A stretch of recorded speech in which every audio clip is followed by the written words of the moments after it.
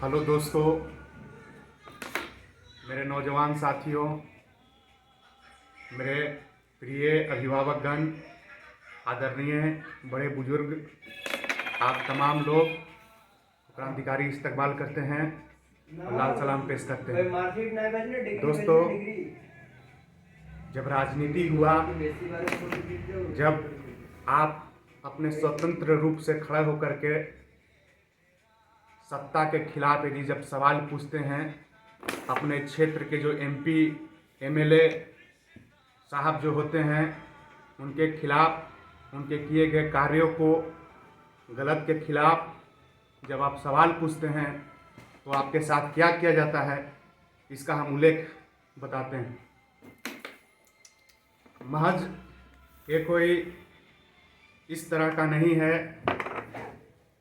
कि रात में सपना आया और दिन के उजाले में हम उस बेमतलब की वाली बातें बोल रहे हैं।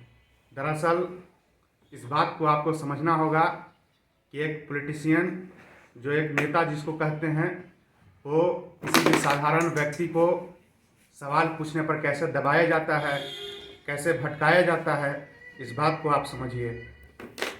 मेरे नौजवान दोस्तों, ये आवाज़ भले ही मेरी है, लेकिन आगे आने वाली भविष्य में, आगे आने वाले भारत का इतिहास में ये इनकलाब की तरह लिखा जाएगा, इस बात को आप जान लीजिए। क्योंकि जो आज हम बोलेंगे वो किसी के बहकावे में आकर के, किसी पार्टी का थिंक टैंक प्रोवाइड कर करके, अपने मन में रख करके उस विषय पर हम ज़्यादा अपना वक्तव्य नहीं जाया करेंगे। हम आपको साफ साफ और स्पष्ट रूप से, बिना गोल गोल घुमाए, अपनी बातों को सही पूर्वक, सावधानी पूर्वक और सही स्वच्छ पूर्वक रखने का प्रयास करेंगे। इस बात को आप जानेंगे। दोस्तों, आप भारत के किसी भी कोने पर रहते हों, किसी भी दिशा में रहते हों, चाहे आपका रंग कुछ भी हो, आप सांवले हो, गोरे हो, आपका कद काठी लंबा हो या आप नाटे हों, आप मध्यम वर्गीय परिवार से आते हैं या उच्च वर्गीय परिवार से आते हैं या गरीबी रेखा से नीचे के परिवार के आते हैं, ये आवाज़ हम सबका है और इस आवाज़ को कोई दबा नहीं सकता है, ना कोई धमका सकता है, ना कोई डरा सकता है। तो हम अपने मुख्य बिंदु पर आते हैं कि आप जब सवाल पूछते हैं तो आपके साथ क्या किया जाता है। दोस्तों, सबसे पहले तो सवाल पूछना ही सत्ता के खिलाफ अपने आप में बहुत साहस की काम होती है। इस बात को आप जान लीजिए। इतना आसान है जी कि कोई एक साधारण परिवार का लड़का, कोई एक गरीब परिवार का लड़का जो 2-4 हज़ार रुपया कमा करके अपनी रोजी रोटी किसी तरह चलाए परिवार को और अपने समाज में गलत के खिलाफ सत्ता से सवाल पूछ दे, इतना आसान नहीं होता है। दोस्तों, हमें समझते हैं कि इस देश में संविधान है और इस देश का संविधान का एक ताकत है कि आज हम सब उस नियम कानून में बंद करके अपने व्यवहारिक जीवन को बेहतर और उत्तरोत्तर ढंग से प्रस्तुत करते हैं और आगे काम करते हैं।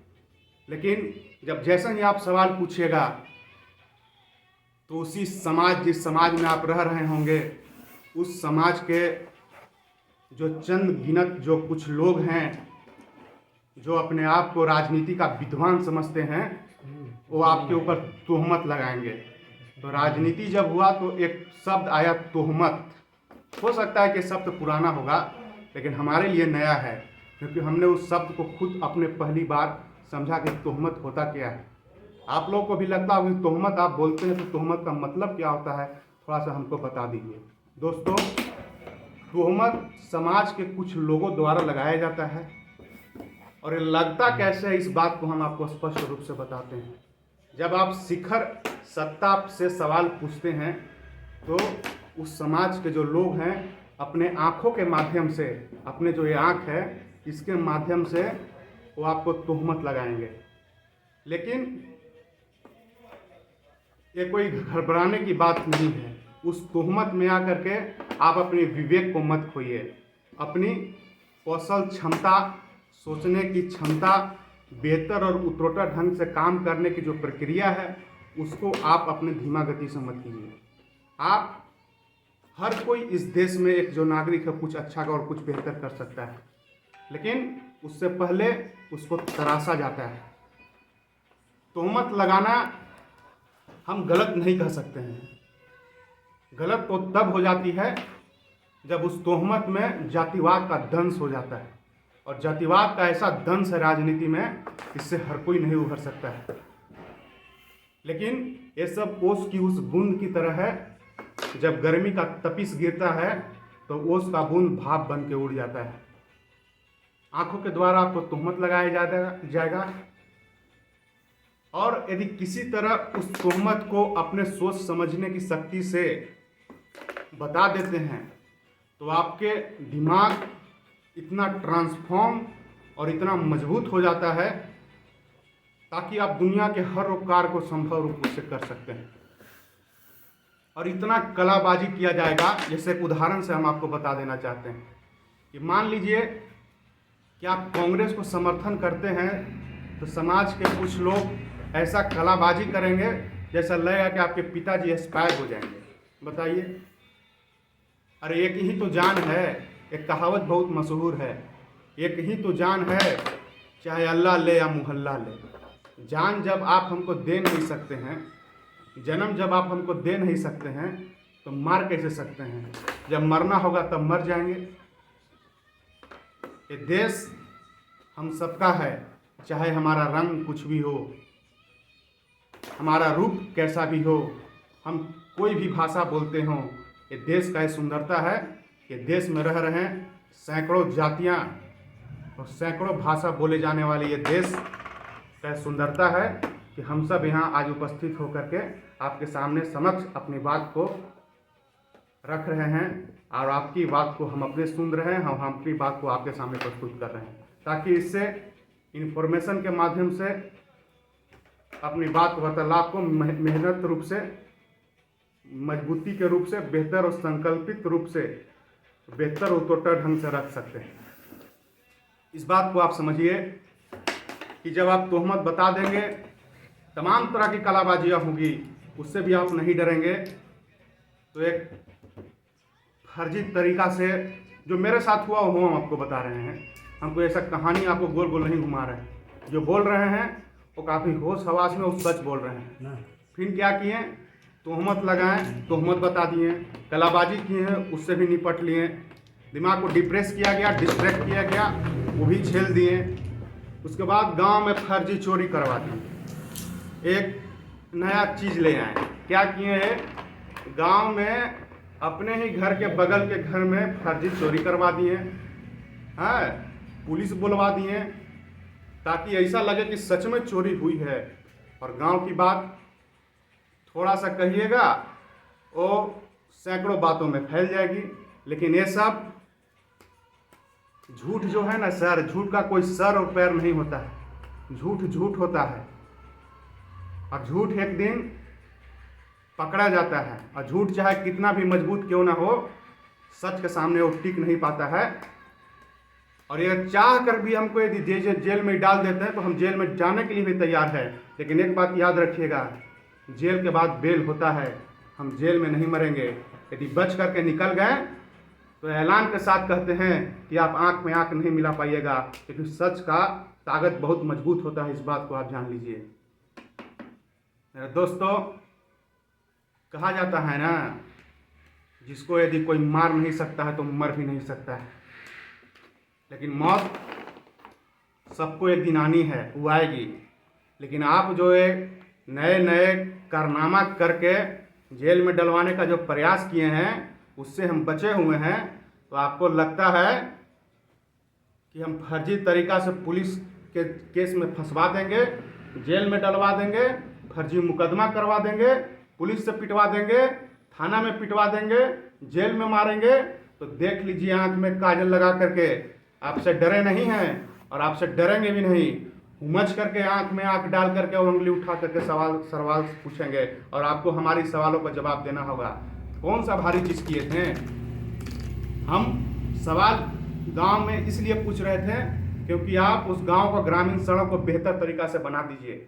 हमारे जो सरकारी अस्पताल है, उस सरकारी अस्पताल में हम लोग इलाज करने के लिए जाते हैं तो उसको बेहतर ढंग से इलाज करवा दीजिए, इलाज की व्यवस्था करवा दीजिए। इसी बात के लिए बोल रहे थे।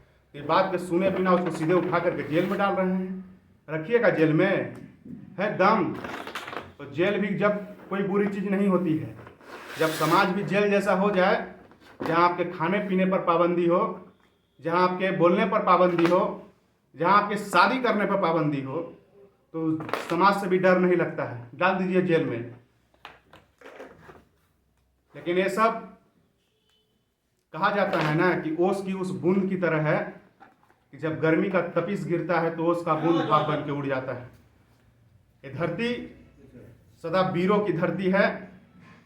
अब इसी धरती में हम पले बढ़े हैं, अब इसी मिट्टी में खेल करके आगे बढ़े हैं और आपसे डरने वाले नहीं हैं। अब जितना आपको सवाल पूछना है, कुछ लोग यहाँ पर बैठे हुए हैं, कुछ लोग के समक्ष हम अपनी बातों को रखना चाह रहे हैं, और जो लोग यहाँ पर बैठे हुए वो पूछ सकते हैं कि क्या सवाल है, और हम अपनी समझदारी से, अपने विवेक से सवालों का जवाब देंगे। पूछिए, कोई सवाल है जो आप पूछना चाहते हैं वो आप पूछ सकते हैं। बिहार की गरीबी कैसे दूर की जा सकती है? देखिए, गरीबी एक बहुत बड़ा दंश है। गरीबी को हम एकदम चिराग की तरह, अल्लाह दिन के चिराग ले आए, उस चिराग से कह दें कि गरीबी मिट जाओ, तो नहीं मिटेगी। लेकिन हमको पहले यहाँ के एजुकेशन सिस्टम को बेहतर तरीक़ा से करना चाहिए। अब कहेंगे कैसे बेहतर होगी, तो एक एग्जाम्पल केजरीवाल जी दिए हैं, जो दिल्ली के मुख्यमंत्री थे। वो अपने कार्यकाल खंड में सरकारी स्कूलों को बेहतर तरीक़ा से किए थे, और उसका नतीजा ये हुआ कि लोग प्राइवेट में स्कूल से नाम कटवा करके सरकारी विद्यालय में आने लगे, और काफ़ी अच्छा रिजल्ट हुआ। और उस रिजल्ट से हम लोग ये समझ सकते हैं कि ये रिजल्ट बच्चों के भविष्य के लिए है। और एजुकेशन यदि बेहतर होगा, ट्रांसपोर्ट की फैसिलिटी बेहतर होगी, इलेक्ट्रिसिटी रहेगी, तो लोग इंग्लिश भी बोलेंगे, हिंदी भी बोलेंगे, और अपनी जो भाषा है वो उस भाषा में अपनी निपुणता भी प्राप्त करेंगे और आगे क्वालिफिकेशन भी करेंगे। मेरा दूसरा सवाल है, बिहार के लोगों को बिहार में रहकर ही रोजगार मिले, उसके लिए आप सरकार से क्या कहना चाहेंगे? बिहार के लोगों के लिए रोजगार की सबसे बड़ी मुद्दा है।